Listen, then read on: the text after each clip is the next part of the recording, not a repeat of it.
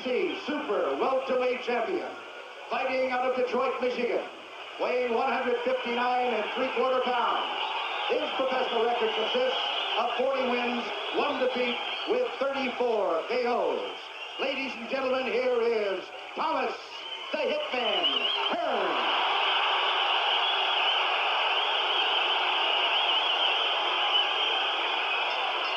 And in the blue corner, fighting out of Brockton, Massachusetts, weighing 159 1/4 pounds, with a professional record of 60 wins, 2 defeats, 2 draws, and 50 KOs.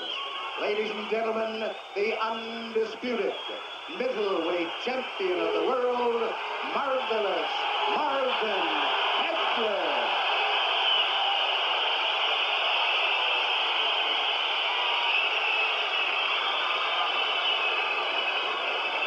All right, Pat. Good. Let's go. Okay, I gave both fighters their instructions in the dressing room. I'm just cautioning you now. Obey my command at all times. Shake hands. Good luck to both of you. As Ray said, Tommy Hearns usually likes to establish dominance early in the fight. I expect for that reason that Marvin Hagler will look to come on and counterpunch, at least in this first and perhaps through the first several rounds, looking for an opening if Hearns opens himself up.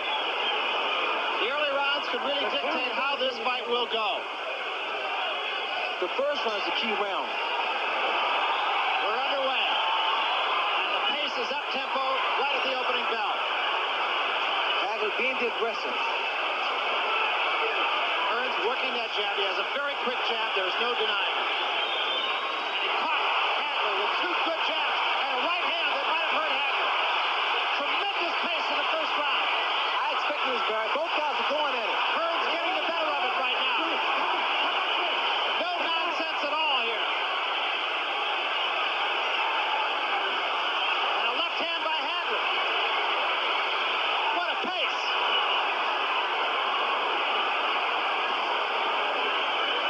You know, both the guys just winging shots. So whoever gets caught in the chin, There was a may go down. left hand by Hagler that stood Hearns straight up. And a right hand. Both men have felt the wrath of the other. Tommy is hurt. Come back to his legs, a little shaky, unsteady. And a left hand by Hearns. Threw that off his back foot, though. There's a short right. Hagler now just uses defense. He's walking towards Hearns. He's doing the right thing now. Hearns is on his bicycle. Hagler now is going to his body. Remember, Roldan caught Marvin Hagler early on also. There's another good straight right hand by Hagler, and another. Now Hearns is using his movements. He's trying to throw Hagler off balance. Hearns coming with a right hand lead that time. Both fighters are really off balance. Hagler leading with the right hand, but he's kind of lunging with it. There's another right hand, backs Hearns into the ropes. Watch for Hagler's hook. Now that was the right hand of Tommy Hearns, and it did catch Hagler, but he didn't take a backward step there. Another good right hand by Hearns. Hagler's working his body now, trying to slow Tommy down. These guys are exerting a great deal of energy, Baron. Tremendous pace in the first round. Blood coming from the face of Marvin Hagler. Can't tell yet where it's coming from. We'll see. Both guys will definitely be winded in the next round. It is over the right eye, I believe, of Marvin Hagler. We'll wait till we get him. And there's a lot of blood early on here. An awful lot of blood on the face of Marvin Hagler. It is in a place where it could do serious damage. We'll know between rounds when we get into the corner. Hagler punishing Hearns now. But it is Hagler who is bleeding. This is still the first round. The second round, these guys will definitely pace themselves. There has been no boxing at all, just fighting here. Just slugging. Blood on the face of Marvin Hagler. Again, we can't quite tell where it's coming from while Hagler continues to dish out punishment.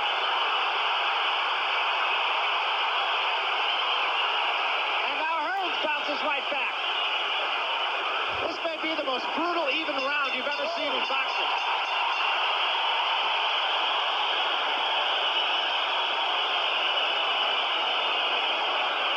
That's as good as it ever gets, folks. I doubt that there's ever been a better middleweight round than that one. The question is now,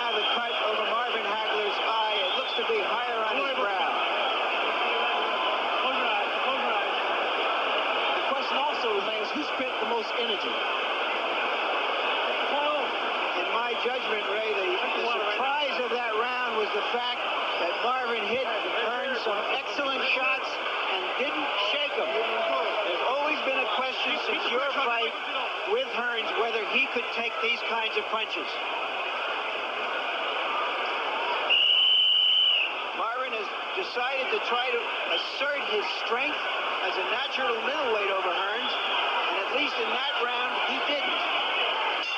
And now Tommy Hearns has a target. Hold it. And the key man in this fight can now be the corner. Hagler comes out with a quick right hand. It is not a pace that can go on for 12 rounds. There's no question about that. Regardless of how well conditioned these two are. That's a fuck. You know, the first round, these guys did not use their boxing skills. They just went in there and just unleashed all kinds of punches. They were off balance. This time, second round, Hearns is pretty much using his skills. He's boxing. I believe, as Larry Merchant said, that both men have taken the best shot of the other. That was on the top of the head. That's the punch I'm looking for to Hagler pretty much landing on Tommy. The hook. Because Tommy has a tendency to lean back. And Hagler comes with that looping right hook. There is a swelling under the eye of Marvin Hagler as well, and also a little bit of blood under as well as over it. There's a left hand by Hagler, backs Hearns up. Again, Tommy is more so the one-punch knockout, whereas Marvin is an accumulation of punches. There's another straight right hand. That one also hurt Thomas Hearns. Hearns backs up, gets his breath, and comes right back. Hagler has been effective with a right-hand lead. I like Marvin's tactic so far. He's walking his man down, keeping those hands high.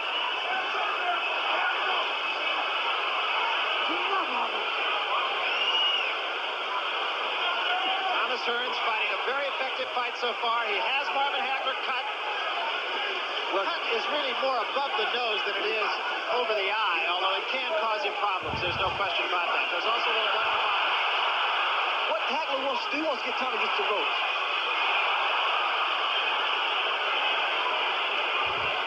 I don't like when Tommy's moving. He's really off balance. He's not moving with good balance. 1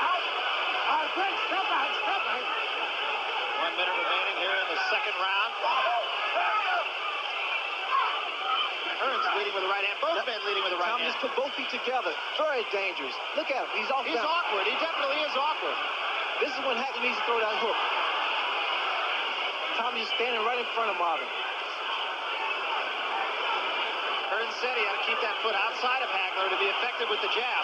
That was the hook. Good left hook, and Hearns left his feet. Hearns is hurt. That was the hook again, Barrett. Hearns is definitely hurt. He is definitely hurt. And now this is when Marvin should take control. Hearns was holding Marvin Hagler's right hand there. Now he tries to fight back. Takes the right hand. Takes the left hand. Hearns against the ropes. He's on rubber legs. Another good right hand by Hagler. Now this is when Hagler really goes to work.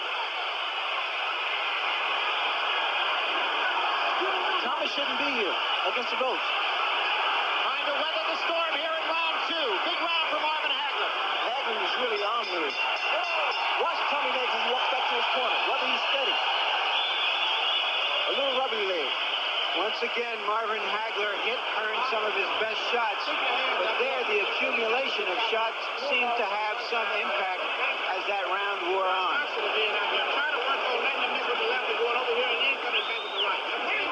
You got to cut up there.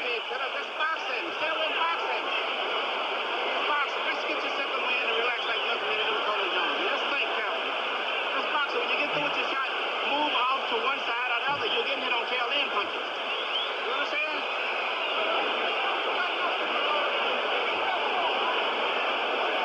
Don't worry about the count.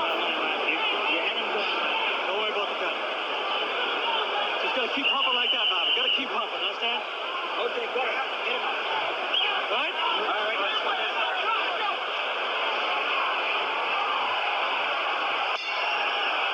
Well, there's no question the two most prevalent words on the lips of the 15,000 here at Caesar's Palace have got to be great fight so far.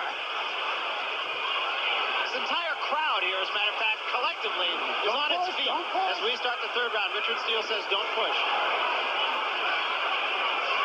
What has happened, Marvin has turned this fight into a street fight. He's not really boxing, he's just pretty much using his own strength.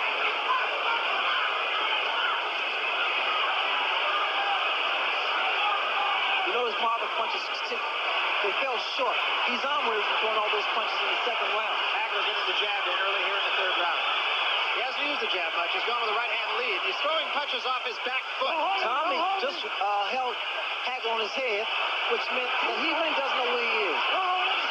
Tommy Hearns occasionally, at least to me, Ray, just looks to be awkward. He just seems to get his legs tied up. Well, he really is awkward because of his height advantage. And now we're going to get a moment for the doctor to come in as that cut just opened up.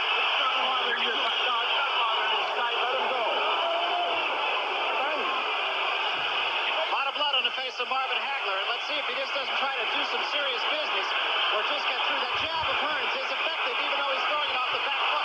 A good right hand by Hagler drives Hearns into the ropes once more. Tommy can't take too much of this. And again, it's a matter of accumulation of punches thrown by Hagler, which is probably wearing Tommy down. I'm sure Marvin feels that he has got to hurry things up here because that cut is not going to get any better. There's no question about it. Right hand sends Hearns. He doesn't know where he is. Hagler goes in for the kill now. He's gone. He's gone. He's down, and he may be out. I'm not sure he can make it.